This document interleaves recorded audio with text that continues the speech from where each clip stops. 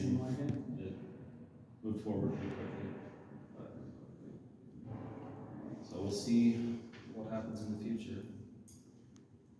I'm gonna do a quick audio test. Can you just say and spell your first last name? Albert Nestle Barlow.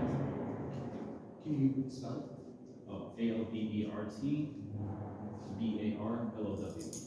In your opinion, what happened here today? I think it's business as usual in Salt Lake City.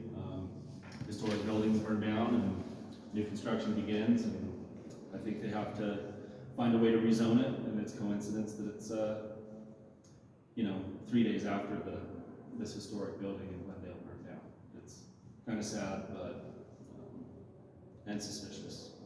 Is that what makes it a coincidence? Is that it burned down? I'm using coincidence loosely and maybe a bit facetiously. Okay. But yeah, there's an opinion in the neighborhood that it wasn't a coincidence. But obviously the fire marshal and those people for Salt Lake City will do a good job investigating, and hopefully they get to the bottom of it. For the time being, we are, as a community, upset that they're proposing this development that doesn't fit the identity whatsoever of the neighborhood. They're old homes that a lot of people do gardening, and a lot of people like the space and the quiet, and I think something like that, these studio type housings would be a jarring disruption to what is an established neighborhood. Is that the biggest concern? Is it studio apartments, I guess, are going to be built? What it brings with it, the parking issues, the traffic issues, not necessarily the crime, but it is already becoming an issue with traffic, with the new traffic pattern that they designed on 9th West and 1300 South. No, it's California Avenue. And now traffic is backing up 5 to 6 blocks during rush hour, and that was not an issue before. And that, I think, creates an effect that hasn't been properly analyzed for the collateral impact that can have. And I think people are saying yes to things that they don't always need to be saying yes to.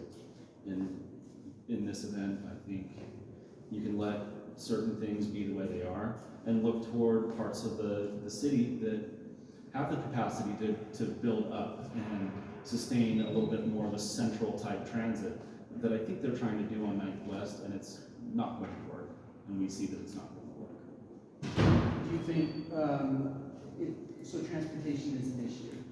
Transportation, and obviously it's intentional traffic calming measures that they tried to introduce, and it's having the opposite effect, and sometimes that happens. For instance, on Broadway, they have the protected bike lanes. Those, I think, were very effective and had the intended effect. But here, this is more of a commercial district, and so you have a lot more commuting going on and this bigger swell of traffic at certain times of day, and that creates more issues. And I am certain that the impact study wasn't done either thoroughly or at all. I'm not going to speculate, but people need to take a look at what's happening in that neighborhood and say, maybe we need to be a little more hands-off instead of immensely hands-on. Was there anything that you weren't able to mention today during your time? I think it made the point that overall the identity of our neighborhood is more of a single-family home type of community, and multifamily housing, especially being inserted in between the block on corners and things like that. I think it's more effective and it's a better fit. But when you're inserting it into almost a dozen people's backyards that they've grown accustomed to having that private space, you're creating an issue that affects people's well-being in ways that haven't been measured and haven't been studied.